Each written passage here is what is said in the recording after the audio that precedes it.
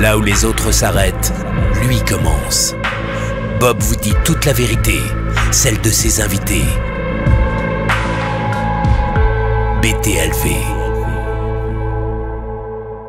Salut à tous, très heureux de vous retrouver sur BTLV pour un live exceptionnel consacré à ce qui se passe aux États-Unis depuis quelques semaines. Des drones survolent le ciel américain et ça affole tout le monde, que ce soit les politiques, les ufologues, mais aussi le public américain, on en parle. Dans la vie, il y a ceux qui savent et ceux qui ne savent pas. Choisissez bien votre camp. Bob vous dit toute la vérité pour ne plus jamais dire « je ne savais pas ». Alors, gros dossier ce soir sur BTLV, puisque nous allons parler donc de ces drones américains. Et pour cela, il me fallait un spécialiste. Il ne fait pas l'unanimité, il est souvent controversé. Malgré tout, son discernement est important dans ce dossier OVNI. Et ce spécialiste, c'est Pascal Fechner. Salut Pascal. Salut Bob, salut à tous les auditeurs. Alors, je suis très heureux de te retrouver, mon Pascal, pour évoquer ce sujet américain. On va essayer de le détailler parce que je te cache pas que depuis quelques semaines, on a fait 2 articles qui sont en accès libre sur btlv.fr autour de cette histoire, mais beaucoup de mes followers, de mes abonnés me disent il faut absolument que tu parles de ce dossier des drones américains. Alors, on va peut-être replanter le décor. Ça fait quelques semaines que le ciel américain est survolé, Pascal. Oui, alors on avait eu en novembre les auditions au Congrès avec Elizondo, avec Schellenberger, avec Gold, avec Gallaudet, et l'audition en parallèle du nouveau patron de la ARO, Koslowski. Et là, on était depuis quelques jours dans un petit ventre mou. Il n'y avait pas vraiment d'infos vraiment intéressantes. Et là, cette vague qu'on appelle vague de drones, moi je dirais plutôt vague de lumière inidentifiée, qui arrive et qui a été pris par la presse, et on en entend beaucoup parler, et ça monte très très haut au niveau des politiques quand même. Alors justement, c'est ça qui est absolument incroyable, c'est que on a la sensation que depuis 2017, et finalement, une défiance est installée, puisqu'on apprenait en 2017 que le gouvernement américain avait une officine, Black Program, comme on dit, secrète, qui a étudié le dossier OVNI avec une enveloppe budgétaire de 22 millions de dollars, si je ne m'abuse, tu me reprends si je me trompe. Mais depuis, c'est vrai que tout le monde est un peu méfiant. La presse, les politiques, mais aussi le public. Tout de suite, dès qu'on a quelque chose aujourd'hui qui se passe dans le ciel américain, les médias font des papiers, les journaux télévisés en parlent, etc. C'est peut-être pas une bonne chose finalement que la presse s'affole si rapidement. Moi, je trouve que c'est une bonne chose que la presse en parle. On a regretté pendant des années qu'elle ne parle pas du sujet. Maintenant, là où on peut peut-être avoir des regrets, c'est sur les spécialistes qu'elle utilise pour parler de ces sujets-là. Voilà, il faudrait peut-être un petit peu de mesure, un petit peu de contrepoids, parce que le sujet aujourd'hui, au niveau de la presse américaine, en tout cas, est traité de façon très sensationnaliste et pas vraiment avec beaucoup de recul, on va être clair. C'est ça le problème, Pascal, c'est que là, on est face à quelque chose où l'emballement médiatique fait que le public ne sait pas quel sein se vouer, et puis ça provoque surtout, et notamment via les réseaux sociaux, parce que, tu sais, moi je le dis souvent, le parrain de mon fils est américain, je l'ai déjà dit ici, quand je lui parle d'OVNI, il me dit, mais attends, mais j'ai pas entendu parler de ça alors qu'il est aux États-Unis, c'est-à-dire que on a quand même, nous qui sommes plongés dedans, un regard, et d'ailleurs nos abonnés aussi, ceux qui nous suivent aussi sur les réseaux sociaux, on a un regard qui est assez pointu là-dessus, c'est-à-dire qu'on va chercher l'information. Le grand public absolument très très large, très mainstream, lui ça lui passe au-dessus de la tête.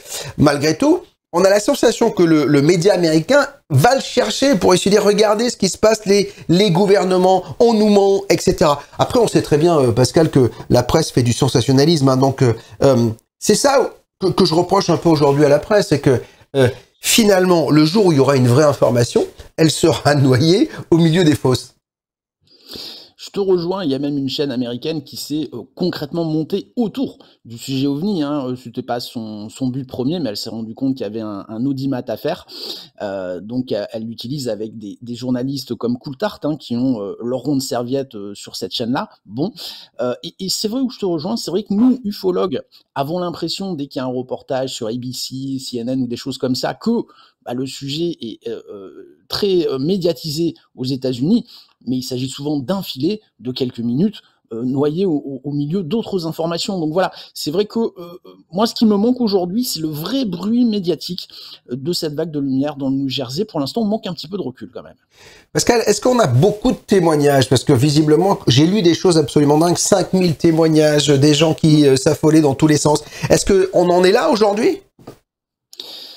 La problématique, c'est que des témoignages, il y en a, mais dans ces témoignages, quels sont les témoignages vraiment concrets avec du matériel exploitable? Je parle essentiellement de vidéos, hein, parce qu'aujourd'hui, tout le monde a un smartphone sur lui. Ça, c'est une première chose. Et deuxième chose, est-ce que dans ces témoignages, il n'y a pas des gens qui viennent en disant, moi, je le constate sur nos réseaux, oui, mais moi, il y a 5 ans, j'ai vu ça, mais il y a 10 ans, on a parlé de ça. Enfin voilà, en fait, on amalgame un petit peu tout sur le sujet, sous prétexte qu'il se passe quelque chose d'anormal dans le ciel du New Jersey actuellement. Donc, le nombre de témoignages réels, c'est une donnée aujourd'hui qui est difficile à vraiment sortir. En plus, ce qui est marrant, c'est qu'on a parlé immédiatement de drones américains. C'est-à-dire, ça me rappelle Claude Lavatte. Rappelle-toi le survol des centrales nucléaires qui disait ce sont des drovnis. Il avait inventé ce terme ici. Mais parce que on n'a pas dit ovni. On n'a pas dit, alors, nous, en tout cas, du côté français, on a dit drone. Est-ce qu'aux États-Unis, on a parlé d'UFO, d'ovni? Non, alors c'est vrai que le terme drone a été utilisé, mais on va être clair. Là, encore une fois, c'est un petit peu un effet journalistique, voire de la paresse journalistique. Je pense qu'ils se sont dit, tiens, utiliser drone, ça marche bien, parce que drone, ça veut dire menace. Les drones, on les utilise en Ukraine, ils font des dégâts considérables dans les rangs russes. Donc si des drones survolent notre ciel à nous, Américains, bah, ils peuvent occasionner des dégâts.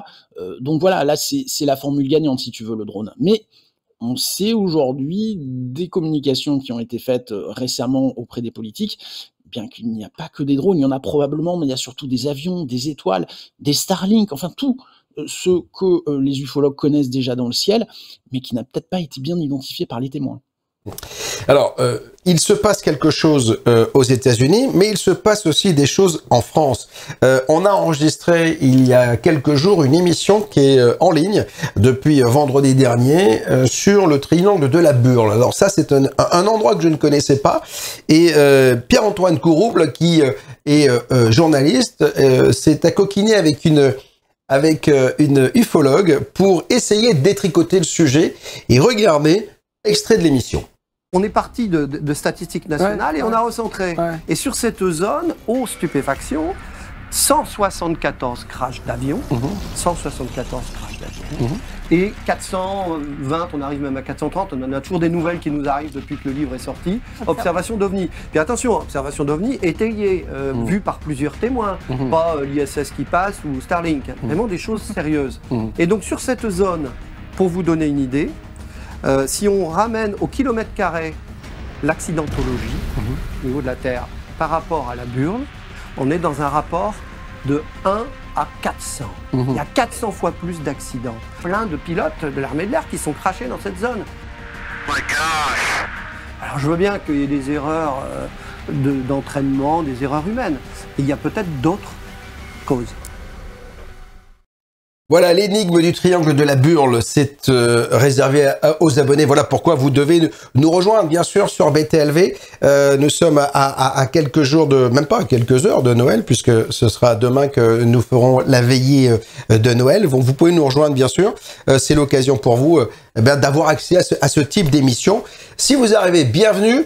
On parle ce soir avec Pascal Fechner du survol des drones et notamment de l'État du New Jersey aux États-Unis. Là où les autres s'arrêtent, lui commence. Bob vous dit toute la vérité, celle de ses invités. BTLV. Alors, mon Pascal, on va évoquer et continuer à évoquer ces drones. On a vu que les ufologues américains depuis 2017 se sont vus pousser des ailes quand même. C'est-à-dire qu'ils se sont dit, ça y est, c'est reconnu, notre travail. Alors c'est vrai qu'il y a du bon et du moins bon, parce que c'est vrai que c'est bien de mettre un coup de projo sur ce dossier. Enfin, il est étudié. Enfin, il est pris sérieusement du côté des médias américains, je veux bien dire ça. Enfin, ils ont enlevé la musique d'X-Files, parce qu'à chaque fois, si tu veux, il y avait X-Files et Scully et Mulder du côté des reportages. Mais qu'en disent les politiques? Parce qu'on a évoqué tout à l'heure, et toi et moi, le le volet politique. On sait que le gouvernement américain se positionne en disant il ne se passe rien, en tout cas de dangereux. Alors, au niveau politique, il se passe pas mal de choses, mais il faut pas oublier que les politiques, ce sont avant tout des femmes et des hommes, comme tout le monde, des qui citoyens. ont leurs propres convictions. Voilà, ils ont des convictions religieuses, politiques, idéologiques, et on a vu quand même ce mouvement, l'UAP Caucus, tel qu'on l'appelle, mené par Burchett, par Anna Paulina Luna, qui ont des convictions. On a d'autres qui les rejoignent aujourd'hui, la sénatrice Massé, qui a quand même des punchlines assez fortes sur le sujet. Oui, c'est elle d'ailleurs qui avait présidé la séance à la Chambre des représentants, c'est ça. Exactement. La dernière, donc celle avec Gallaudet, avec Elizondo et autres. Donc elle a des punchlines assez fortes. Burchett a pas été avare en déclaration aussi assez fracassante. Donc voilà, là on peut dire le Congrès américain s'intéresse à la question. Alors certains membres du Congrès américain s'intéressent à la question.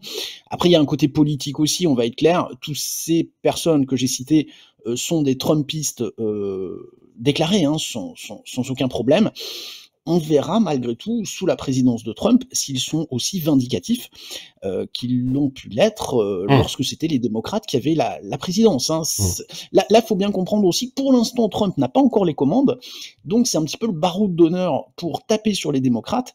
Regardez, mesdames et messieurs, comme ils s'occupent mal des Américains et comme notre ciel est une raquette parce qu'ils s'occupent mal du boulot, mais nous, on va faire différemment. Donc, je pense qu'aujourd'hui, déjà, le discours sera différent. C'est vrai que j'ai vu Trump fustiger Biden sur quelques papiers américains, dans quelques articles. Toutefois, il s'accorde à dire que c'est pas iranien, c'est pas chinois, qu'on n'est pas dans un drone étranger. Mais comme tu le disais, le problème aujourd'hui, ça va être de rassembler l'ensemble des témoignages, parce qu'il y a toujours des témoins qui ne voudront pas donner leur témoignage aux autorités, qui préféreront passer par des ufologues ou par d'autres établissements. On l'a vu avec l'ARO, les lanceurs d'alerte qui ne voulaient pas parler à Kirkpatrick. Donc il restera malgré tout toujours un résidu de cas qui n'auront pas été étudiés, ou peut-être même tout simplement pas expliqués clairement. Et c'est ce reliquat-là qui, à mon sens, va transformer cette vague de New Jersey comme une vague ufologique de grande ampleur, mais on en reparlera dans encore plusieurs décennies. Dis-moi, est-ce qu'on peut imaginer quand même, malgré tout, même si on te dit qu'il n'y a pas de danger, que le ciel qui est survolé, parce que je voudrais signaler à tous ceux qui doivent bouillir derrière leur écran aujourd'hui, on nous entend dire que finalement c'est plutôt bien terrestre ces objets et pas extraterrestres. L'un n'empêche pas l'autre, Pascal. C'est-à-dire qu'on peut bien rappeler, on veut bien le rappeler, que ce n'est pas parce que l'on identifie quelque chose de terrestre qu'il n'existe pas des choses qui sont peut-être extraterrestres. On le rappelle quand même ça. Non, on va être clair, c'est comme un médecin.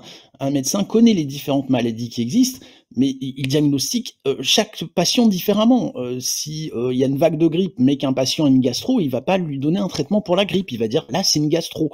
Et c'est un petit peu ce qu'il faut faire en ufologie. Après, moi je suis pas allé dans le New Jersey, j'ai pas spécialement vu ce qui a été vu, mais des vidéos qui ont circulé. En tout cas, pour l'instant, j'ai rien vu d'étonnant, d'exceptionnel, d'impossible. Par contre, ce qui me dérange un petit peu, c'est cette affirmation de dire ou ce sont des drones, ou ce sont des avions. Non, je pense que c'est une multitude de choses, et comme d'habitude, il y a un manque de culture générale qui fait qu'on peut ne pas identifier quelque chose d'assez simple. Vénus, en ce moment, est très visible. Je pense qu'elle pose des problèmes à certaines personnes qui la voient. Est-ce que tu n'es pas étonné quand même que on a fait bon nombre d'émissions ensemble, et puis Gon Kragel le fait régulièrement sur BTLV. Dans les années 70, 80, même dans les années 50, on a vu des objets physiques, si tu veux.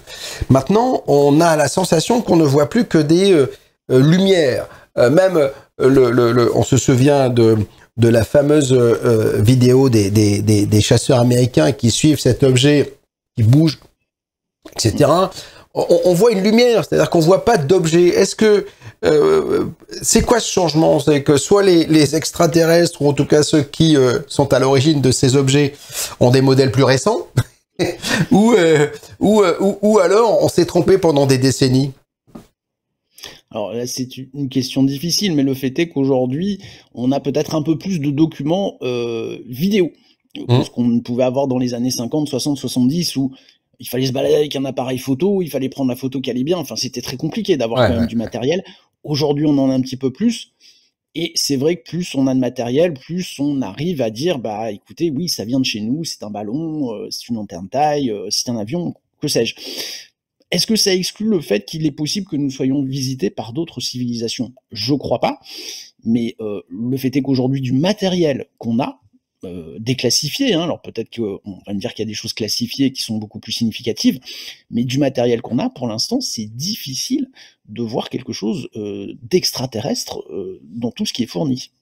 Tu te rappelles la séance à la Chambre des représentants du 13 novembre, il y avait Gallaudet, je crois que c'est lui qui disait « Attention, on a du matériel en haute définition » parce que c'est ce qui nous est reproché à chaque fois qu'on poste un article avec une photo grossière où les pixels sont pas bons, etc. On nous dit « Oui, mais aujourd'hui, avec les moyens que l'on a sur chaque téléphone, on devrait avoir des images d'une netteté absolue. » Alors, je vais vous dire une chose. Moi qui fais de la télé depuis très longtemps, plus c'est loin, plus on zoome, plus le grain est mauvais. Vous pouvez avoir tous les HD du monde, voilà, vous n'aurez pas une qualité. Si c'est à 10 000 mètres d'altitude, vous n'aurez pas quelque chose d'extraordinaire.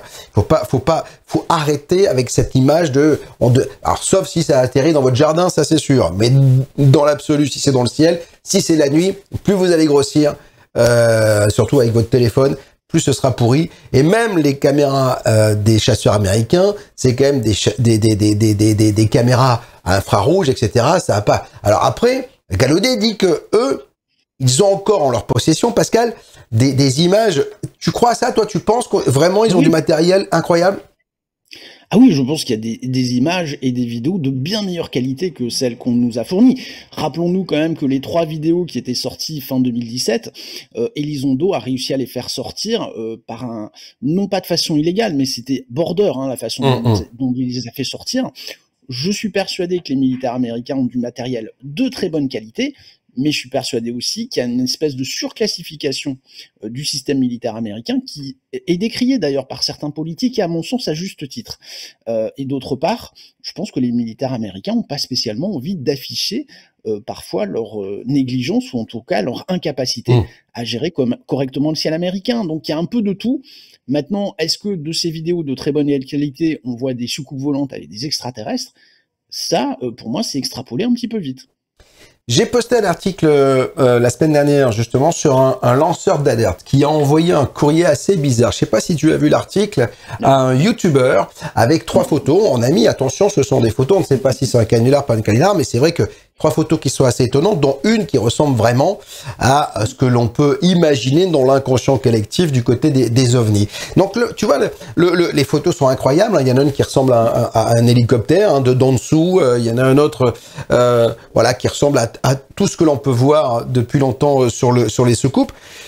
Et ça, c'est aussi. Finalement, est-ce qu'Internet, Pascal, a pas noyé le poisson? Est-ce que un jour, on arrivera finalement à avoir une information digne de ce nom? Parce que entre les fakes, tu as vu, aujourd'hui, l'intelligence artificielle, elle est complètement dingue. C'est-à-dire qu'on fait des trucs qui sont fous. Est-ce que finalement, tout cela va pas entacher le travail des ufologues et peut-être même des scientifiques et de l'armée américaine? Bon, après, Bob, je veux jeter la pierre à personne, mais les ufologues ont besoin de personne pour saloper le boulot, hein, on va être clair. Hein, avec parfois des exagérations. On va pas, enfin voilà, je vais pas citer de nom en Amérique ou en France, mais encore une fois, les ufologues sont les premiers responsables parfois de leur décrédibilisation auprès du grand public. Hein, on va être très clair. Maintenant, méfiez-vous, voilà, quand on a une vidéo ou des images qui sortent sur un compte YouTube qui vient d'être créé la veille, qui n'est pas clairement identifié, avec un contexte qui n'est pas défini, c'est sûr qu'il faut se poser des questions, est-ce que c'est pas fake ou autre?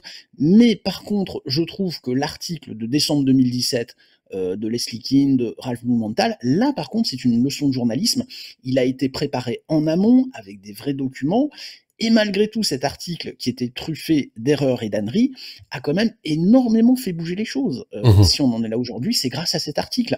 Donc je pense que si demain, quelqu'un a vraiment quelque chose d'extraordinaire, bah, peut-être qu'il préparera les choses un petit peu mieux, qu'il travaillera avec des journalistes d'investigation, parce qu'il faudra qu'ils se protègent aussi. Hein, donc voilà, moi j'exclus rien, mais après c'est sur la méthode, quand c'est anonyme, inconnu, que qu'on ne sait pas d'où ça sort, automatiquement, ça doit être un signe d'interrogation et d'inquiétude sur la véracité des documents. Quand tu dis, Pascal, que c'est truffé d'erreurs et d'adresses, ça veut dire quoi? Ça veut dire que Lexikine, qu'on avait reçu ici sur BTLV, qui avait visiblement un intérêt fort sur le sujet depuis qu'elle avait découvert le dossier, le rapport Cometa d'ailleurs, c'est ce qui avait fait que Leslie King s'était intéressé, et aux témoins notamment. En tout cas, c'est ce qu'il dit, voilà. Bon. Ce qu'elle dit, on va rappeler quand même que c'était la compagne de Bob Hopkins, spécialiste des abductions, Bob Hopkins qui a été remis un petit peu en lumière avec le documentaire sur Napolitano, l'abducté de Manhattan. Enfin voilà. Donc moi je veux bien qu'elle ait découvert le sujet avec le rapport Cometa, mais ça je pense que c'est plus de la rhétorique littéraire et que le sujet elle a découvert avec Bob Hopkins, donc avec les abductés, ce qui est pas la face la plus facile sérieuse quand même, ou voilà, sérieux je sais pas, mais en tout cas la plus facilement exploitable pour un journaliste d'investigation. Alors, tu as raison de dire que c'était la compagne de Bob Hopkins, parce que je me souviens que c'était, elle était venue avec Stéphane Alix, qui organisait une conférence, et Stéphane m'avait dit ne parle pas de Bob Hopkins. C'est-à-dire qu'on avait la sensation que pour crédibiliser son article, il ne fallait surtout pas évoquer Bob Hopkins et notamment ce volet de l'abduction, parce que ça aurait pu jeter l'eau sale sur le sujet. Ouais, mais elle est coutumière du fait, hein, d'écarter certaines informations qui pourraient décrédibiliser l'information principale qu'elle veut donner. Hein. Donc voilà. Moi, j'ai beaucoup de respect pour Leslie King. Je trouve qu'elle a fait un livre formidable, UFO, OVNI. Mais pour moi, c'est plus une activiste qu'une journaliste. Soyons clairs. Alors, Pascal, on va, si tu le veux bien, continuer à parler de ce sujet dans une poignée de secondes. Avant cela, j'aimerais reprendre la main, si tu le veux bien, et rappeler à tous ceux qui nous regardent et qui découvrent peut-être BTLV que, bien sûr, il y a les émissions qui sont en clair, mais il y a surtout btlv.fr. Sans elle, le clair n'existerait pas. On a besoin de vous. Vous pouvez à tout moment, bien sûr, nous rejoindre et découvrir des émissions. Et à propos d'OVNI et d'abduction, on a fait une émission sur un cas célèbre, le cas Elisabeth Clarer, avec Paola Garijo. Elle revient sur cette dame qui dit avoir été en contact et même avoir eu une relation amoureuse avec quelqu'un venu d'ailleurs. Donc 1910, la date de naissance donc d'Elisabeth. Elisabeth donc a vécu donc depuis l'enfance et est née en Afrique. Première observation, alors pour elle un simple donc disque argenté très lumineux qui survole le terrain familial, qui a aussi donc une forme un petit peu planétoïde, rouge orangé, et puis qu'elle voit évoluer. D'accord. Et puis elle le revoit encore une fois, donc des années plus tard. Elle voit même cette fois-ci, donc pour la première fois, quelqu'un à travers le hublot. Elle a même une conversation télépathique. Et puis donc lui, il se présente un petit peu à elle, toujours par télépathie. Il se dit donc être Akon de la planète Méton, donc de la région galactique d'Alpha Centauri. Et il se dit aussi donc qu'il est scientifique, un membre important de l'équipage, et puis aussi bien sûr qu'ils vont se revoir.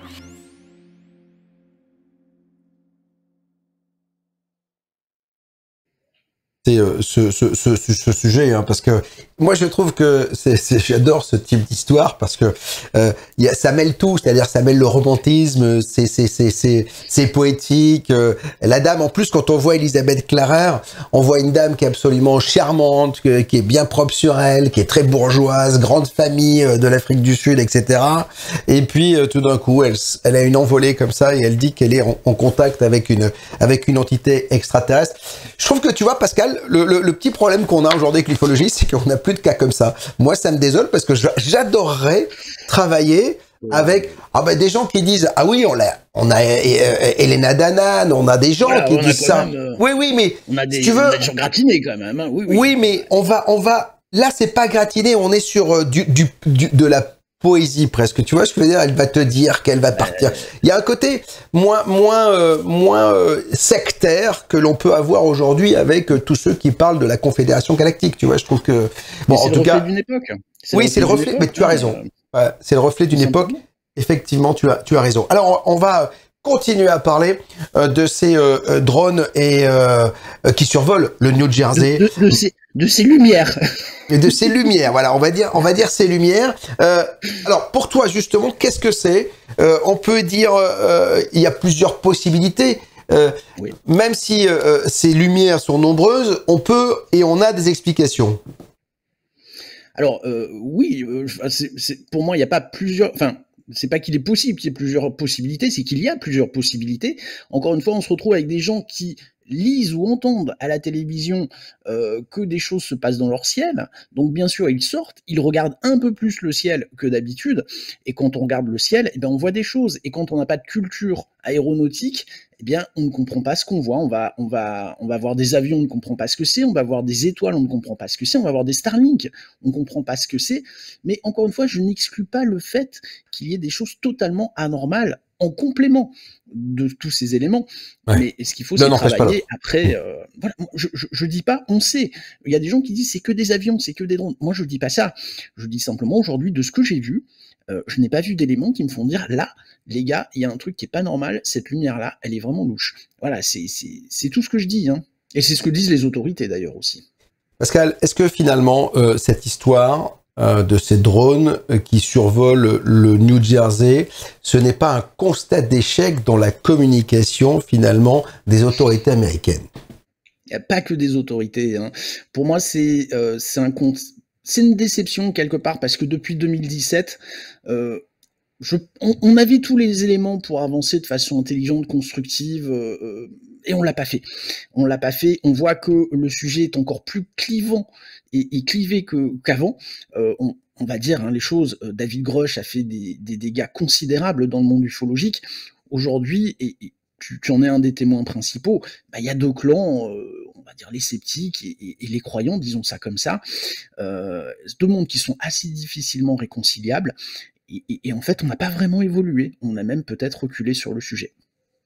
Et puis en fait, peut-être quelque chose qui est notable, c'est la méconnaissance du ciel. C'est vrai que aujourd'hui, malheureusement, on n'est pas tous spécialistes de ce qui vole, et notamment avec tout ce qui vole aujourd'hui, entre les drones, les antennes taille, les avions militaires, les black programmes, il y a tout un tas de choses, les Starlink, tu l'as dit, on a cette méconnaissance, et ça peut induire en erreur. Ouais, mais alors tu vois, c'est là où je vois qu'il manque quelque chose. Alors, je veux pas taper sur le GEPAN, encore que pour moi le GEPAN fait pas son boulot. On est un des rares pays à avoir un organisme étatique qui s'occupe des ponts, des phénomènes aériens non identifiés. Bien, je suis désolé, son président, enfin son directeur, on ne le voit pas à la télé, on ne le voit pas dans des émissions.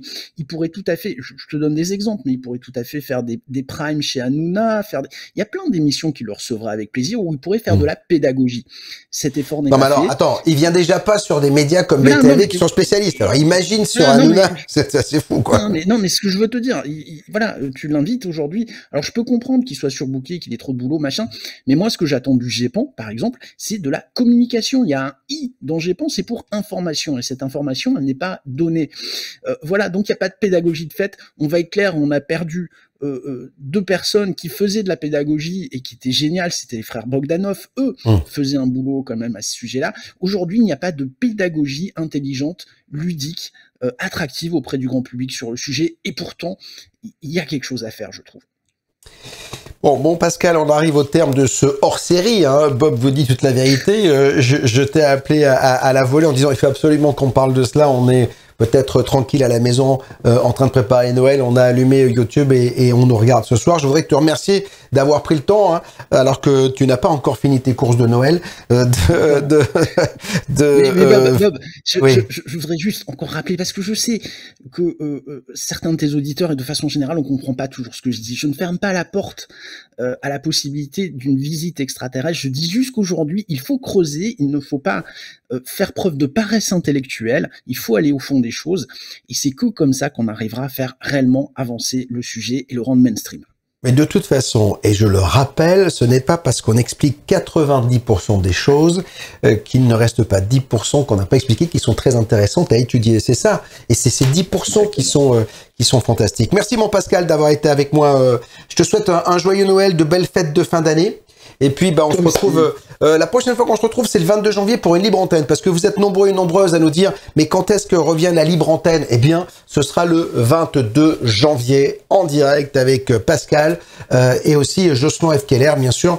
Merci en tout cas de nous avoir suivis ce soir. Je vous souhaite là encore une fois de bien belles fêtes de fin d'année. Profitez des derniers jours pour vous abonner à un tarif préférentiel ABTLV et avoir accès à des émissions absolument de gueudin. En tout cas, je vous souhaite bien sûr de ne pas trop manger, de ne pas trop grossir, de ne pas trop manger de chocolat, et puis de recevoir de très jolies choses. En tout cas, toute l'affection de vos proches. Salut. Là où les autres s'arrêtent, lui commence. Bob vous dit toute la vérité, celle de ses invités. BTLV.